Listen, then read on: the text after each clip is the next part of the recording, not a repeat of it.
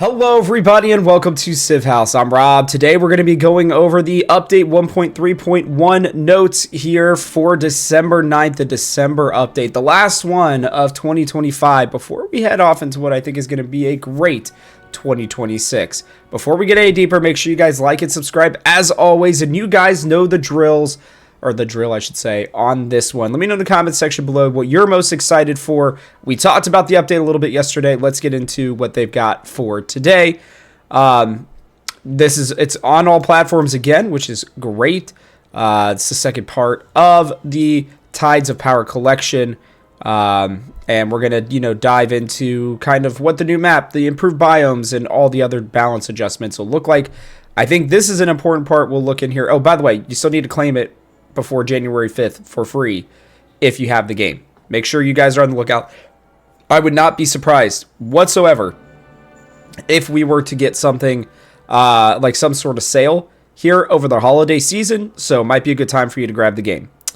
A few quick notes before we dive in. While we aim to maintain backwards compatibility for existing saves, okay, yeah, you just got to be careful of that if you encounter any new bugs.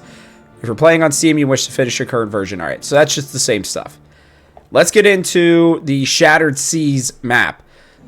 They've been experimenting with new map generation techniques and are happy to introduce the latest one of Shattered Sea map type. The Shattered Seas plays like a combination of a Pangea and an archipelago map type consisting of large islands separated by shallow waters. These large islands are big enough for a couple settlements, but in order to expand your empire, you'll have to take to the seas early. Like the Pangea maps, the majority of the map is available starting in antiquity, with a few distant land islands to find across the deep ocean in the exploration age. As a little bonus to help with navigation, we added coastal water visuals to the map so you can better explore this map type. The stronger naval-focused Shattered Seas is especially fun with our latest naval-focused update and the new content from Tides of Power. So race for that sailing tech, make some cogs, and take to the seas. So, here's like a little, example of this map. Already, by the way, you can see the biomes. We'll go over that in a second. Have changed a bit in this one. It looks great. I mean, it's a big islands. What else can you really ask for? I really love the idea of this one. I know that once I get back from my trip and everything, I will be definitely playing this one and giving it a try and seeing how it feels, because this is kind of what I've always liked, is this type of a map. And so I've always been a big continents player myself, so this just feels like a smaller continents, but just a bigger game overall. And it'll be interesting to see, like, does everybody get on separate islands? Sometimes you have to battle for your island and then kind of expand. I don't know, but it looks like it's going to be really fun and could be a very good mode. Now we have improvements to biomes. In addition to a brand new map type, we've continued to make updates to our core map generation with a focus on biomes this time. Across all map types, we've tweaked the impact of rainfall, wind direction, rain shadows from mountains, and water access from rivers on biome generation, as well as the impact of latitude. This change should help generate more organically shaped biomes for any procedural generation system. With this many moving parts, we pay close attention to feedback and continue to tweak things as we improve the baseline experience. We have more map improvements planned for future updates, including exposing more things like sea level, world age, and more. Okay, so world age and sea level are things that we've had in the game. I think they're testing out this system of, all of these like actual weather effects and how it would make the map look. So I think it's really cool. I mean, you can already see here just multiple different biomes kind of mixed in with each other, which I think is, for the most part, realistic, just based on if they're using what the real world would look like, right? So, I mean, I think it looks fantastic. Personally, I'm excited to see kind of how some of these maps turn out. I know a lot of you will probably be posting on Reddit once this happens, so this is, I think, a good quality of life change. I know they're not calling it a quality of life, but it is a quality of life change, because I think maybe their model was accidentally making it so the lines were striping across instead of actually being mixed like this. So really, really love that.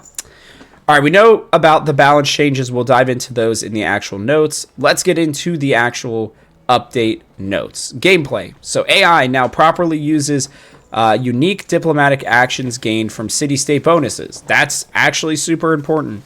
Did not realize that they weren't using those properly, but that's good. AI playing as Republic of Pirates and now move their sloops when defeating a naval unit if they have movement points remaining. Excuse me. Still getting over a cold here. Yeah, I mean, that's obviously a big deal. I had not noticed in my playthrough, but I was playing as a Republic of Pirates, so there you go. Addressed a reported issue where independent power army commanders would fail to move or take any actions after the independent power became friendly while raiding a player's settlement. Independent power's AI no longer fails to pack army commanders after the player selects Incite Raid.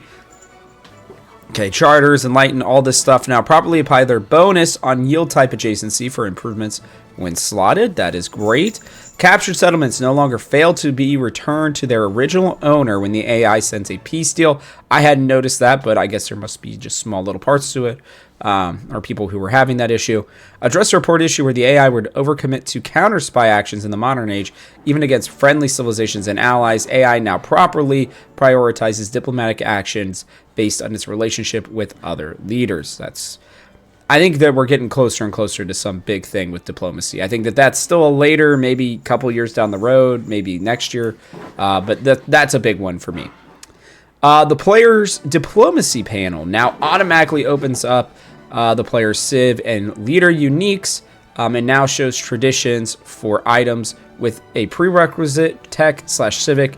The unlock requirement is now also listed. That's good. Denounce military presence now appears with the correct condition text, resolving an issue where peace deal was incorrectly shown when playing as the Tonga and meeting distant land leaders. Okay, nothing too crazy there, but I mean, this is again another nice little QOL as they call it. Environment, water tiles now mention their biome type. Marine, whales, and fish now spawn in the ocean in modern. Community influence item. Okay, rainfall now has more of an impact on biomes, and mountains cast a rain shadow, creating zones of low rainfall. This follows westerly and easterly wind behavior, so the dry zones change with latitude. That's so cool that they have that in a game like this. Like, I know it may not seem like much, but that is pretty cool. I mean, maybe it's in other strategy games, but I cannot think of other strategy games that have that. So very cool. Crabs will now spawn on navigable rivers. That's cool. Very lifelike. Excavate artifact no longer becomes unavailable when a ruin is within the borders of a settlement that gets conquered. The economy. The player is no longer unable to create trade routes to some distant land settlements from the homelands. That's definitely very helpful, I would say, as an econ player. Salt and truffles now properly give 20% production towards training any unit when slotted into a city. Some players were experiencing issues with these resources since the last update, but this adjustment should have them working as intended. I had not noticed, but again, that's not the way I play. I'm not, min-maxing or looking directly at some of that stuff. I may have noticed if I had actually, looked a little bit harder. Sorry, guys, my freaking headset. Anyways, clay pits now correctly gain a production bonus from technology warehouses where the improvement is created on a clay resource tile. Great steels, gold now properly scales per age when building wonders in exploration and modern. The effect of this mastery can no longer be stacked with the scoped when a player builds multiple in one settlement. That feels like it could be big. I've not tried this, but like just reading that, I'm like, anything that's a stacking ability, taking that away, if they had found it, I guess, is a big deal. Okay. Affected improved tiles will no longer retain the yield. Preview when a player removes a policy card that increases their yield. Mementos. Okay. Rebalanced brace of pistol memento to provide +2 combat strength to naval when attacking instead of +2 combat strength to naval. So naval units will no longer have a combat bonus strength when defending. Okay. I mean, yeah, there's going to be a lot of balancing, I think, coming with, naval units and with the oceans and stuff like that. Like, that's just water in general with all these big updates we've had. They're going to find little things that they want to change. We know the coastal tiles addressed a reported issue where the Shawnee was not correctly showing as an unlockable or unlocked. Okay. Navigation is now a prerequisite for future tech in the antiquity tech tree. Makes sense. Made various visual and camera improvements to the world wrap effect on maps. Good. Okay. Army commanders. Focus fire can no longer be used with naval units when naval units are within an army commander's command radius. I had not had this issue, but I can totally see that being a problem. That feels like just a small coding change, hopefully. Military Academy now correctly grants a free level when training fleet/air commanders in the settlement. The treasure convoys, origin, and fleet point information no longer disappears when the original settlement is captured. Okay. Naval units no longer attack other naval units from range when the ship shed's mastery unique civic is unlocked during antiquity. The pirate ability now properly appears when previewing the privateer's description. Captured city center tiles with only an undamaged palace or city hall no longer appear as valid coastal raid targets. I mean, with all the raiding that's going on in the game now, that makes sense. Unique units from Tides of Power DLC now have a consistent unit maintenance cost when obtained. Addressed a report issue where army commanders from antiquity would incorrectly receive an additional command radius bonus after transitioning to the exploration age when playing as Frederick Oblique. I've not played as Frederick Oblique in a while, but I definitely had not noticed that.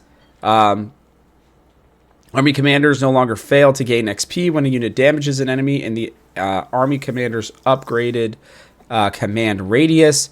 That's a big deal. I also had not noticed that. I need more time to be able to pay more attention to this because I did not notice that at all. And I bet you I've been like sitting there like, why is this unit not upgrading? Or why is this commander not upgrading? And that would be why. The description for the Niter resource has been updated and modern. It now states that applies to heavy naval units in addition to siege units. That makes sense. Naval melee units like the privateer and sloop now correctly advance onto the tile when defeating a unit that is not capturable and will properly hold their position when defeating a unit that is capturable. Okay. Yeah, I mean, that extra space each time can definitely make a difference. Sorry, guys. Addressed a reported issue where enemy units located in a town or city receive a peace deal could be stuck and unable to move until war is declared again on that set. Did not have that problem. Added the Great Library. So here we go. We're learning a little bit more about that. Provides 4 science base yield plus 1 science on science buildings across your empire. Wow, that's strong. And it has the 3 codex slots. Must be placed adjacent to a district. Unlocked on the mathematics tech mastery. You've had this wonder waiting for a while as its purpose kept changing.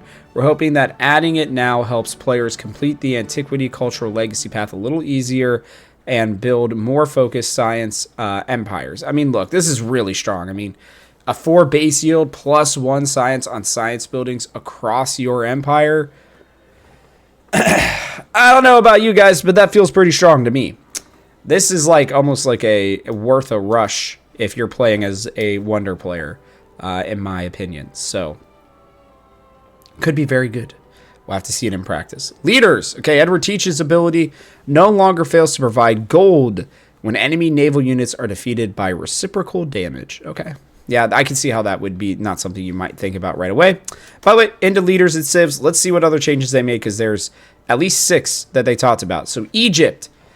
The plus 10 production towards wonders doubled for wonders in desert terrain and plus 2 on wonders in desert terrain, taking away 5%.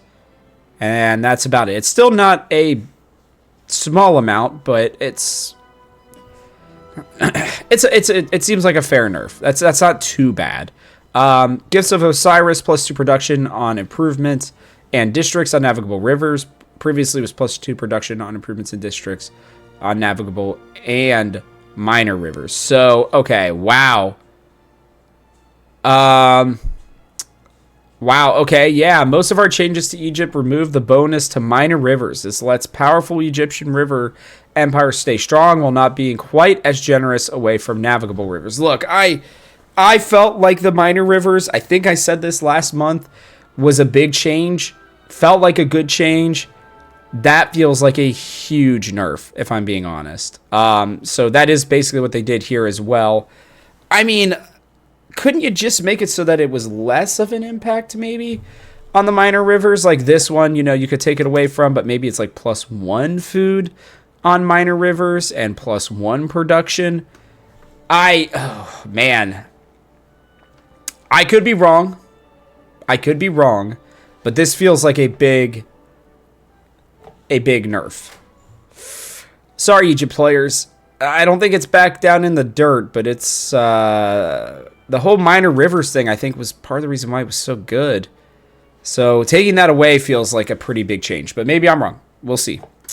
America, Gold Rush, +3 gold on resource tiles. Previously, it was +5 gold for every assigned resource. So America had a lot of extra gold and influence in its abilities, so we did a broad pass on reducing them. While this weakens the Civ, it brings it closer in line to our intended economic gameplay in Modern. Lend-Lease was +5 gold and +1 influence per trade route. Whoa. That is a huge nerf. Taking away 20 gold and 5 influence per trade route? Oh, America just got gutted. Oh. Okay, Robber Baron, +1 influence for every assigned resource in cities. It was +2. Dude, I mean, this is truly a gutting. All right, +1 production on resources, +1 settlement, +2 production, and +1. So, yeah, you're taking away 50% there. Whenever you train a prospector or marine, receive an additional one. Previously, prospectors receive a 25% discount. So, I mean, that helps a little bit. But, like, bro, these are huge changes. These two civs feel like they got screwed. Russia. +1 culture on quarters, +1 science on quarters in tundra. It was +1, and doubled in tundra. Okay, so it's just +1 culture no matter what, at least still. So that's good. While relying on tundra, Russia was deceptively strong with moderate setup. Yeah, I mean that's true, but that's what we said. It's always relying on where you're going to be, and you can't fully control that, especially when you're playing through the game. So I don't know, that feels unnecessary. But as a modern civ, you were offered transitioning into it only when you had a great setup. With these changes, we still reward that setup, but make you work for it a little bit more. I guess so. I don't know. Unlocks the Obshkina. +10 production towards wonders, +1 food on farms and towns. So this was, it adds the +10% production towards wonders. The table of ranks, +1 gold and production on urban districts and cities. Hermitage Wonder, previously +1 gold on urban, so you get the extra production. See, like, this is like how they're helping respond to some nerfs. Like, and this doesn't even seem like a huge one in comparison to what happened for the United States, but I don't know. +1 food on all farms in this settlement, +2 culture if in tundra. Russian Empire, unique improvement, ageless, does not remove one. Yep, okay. It's previously +2 instead of +1. So, again, like, nerfs in different areas, but, like, I don't know, man. That doesn't feel too bad for Russia. Again, could be wrong. I've not played much Russia, but that doesn't sound terrible. All right, Rome. Auxilia, +3 production towards military units in the capital for every town. It was +5. Cursus Honorum, +1 culture on diplomacy and military buildings.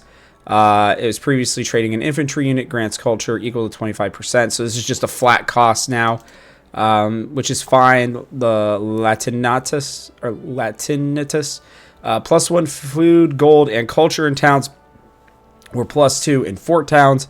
Previously 5% gold. Okay, yeah, taking away the percentage and just, again, they're doing base amounts here. The Basilica, Roman unique diplomacy building, +3 gold, or influence, +1 gold adjacency for culture buildings and wonders. Ageless. It was previously a unique gold building instead of a diplomacy building. +3 gold, +1, so they just flipped it. Okay, that seems good. Buganda, river raids. Receive additional culture when pillaging buildings or improvements equal to the yield or healing gained. Land units gain the amphibious keyword. And then civilian and supports gain +3 movement while embarked. Previously, it was still the pillaging buildings equal to the land units gained amphibious keyword. That stayed the same. And then they just added the +3 movement while embarked. So a small buff for Buganda. Carthage, here we go. Ship sheds, +5 combat strength for naval units at full health. Previously was +1 range. Okay, well, with our recent change to naval units and giving light/heavy units their own identities, this ability had to get... Oh, yeah, that makes total sense. Since there's the shift between the two. So just a +5. But that still feels like a nerf. I mean, actually a pretty decent nerf. I mean, because you were getting the range units no matter what. Now it's only if you're at full health that you get that. So... it's like your first attack is really strong, and then after that, it's lesser. I don't know how much I like that. That doesn't feel good. Songhai. Songhai unique ability now correctly provides production only to cities on navigable rivers when assigning resources to them. Updated the description for Songhai tradition Timbuktu. So, nothing too crazy there. UI, alignment and spacing. We know about all these. These are just little things here. I'm going to look and see if there's anything... that is super important. Modders can now make additions to the options screen. Interesting. So the merchant now properly displays possible trade routes. Dude, I still think merchants have been weird since launch. The naval attack action for naval units no longer missing a red arrow. Okay. I'm not really seeing anything crazy here. I mean, these are just good quality of life things that we talked about before. Text changes. Tooltips. Add information about the unit respawning after being defeated in the aircraft carrier unit tooltip. That's, again, nice little QOL there. Answer properly. Okay, nothing crazy. Audio, nothing crazy. Okay. Cool. So, I think that's it. Let me make sure. Oh, and then we've talked about all the different stuff with Iceland, Ottomans, and Saida al-Hura. So, look, I mean, the balance changes are interesting. I mean, just gutting Egypt and America, in my opinion. Did not feel like there were really buffs all that much in this one. The big thing was getting the sea maps in the biomes. I think those were two, like, easy lifts for them to do in this update. They told us there was not going to be that much. It's the holiday season. You don't see many updates. A lot of companies actually just go on break for the most part, and they just keep, you know, like essential staff to be able to make sure that everything continues to run. I would assume that this is kind of how it's going to be here for Civ 7. We obviously have the new content that everybody will be able to enjoy, and I'm excited about that. I think that'll be a nice addition. And I think the new map looks fun, and the biomes I think will make the game better. The game has improved. We talk about this every time, but the game is improving. That's what these updates are for. So I'm glad to see that it's still continuing to move in a good direction. It still feels like, while a smaller update, it's still a positive one that still adds to it. So I'm pretty happy about it. Let me know what you guys think in the comments section below. But that's going to do it for us on this one for the update 1.3.1 to Civ 7. So from our house to yours, thanks for watching, and we hope you'll join us for one more turn.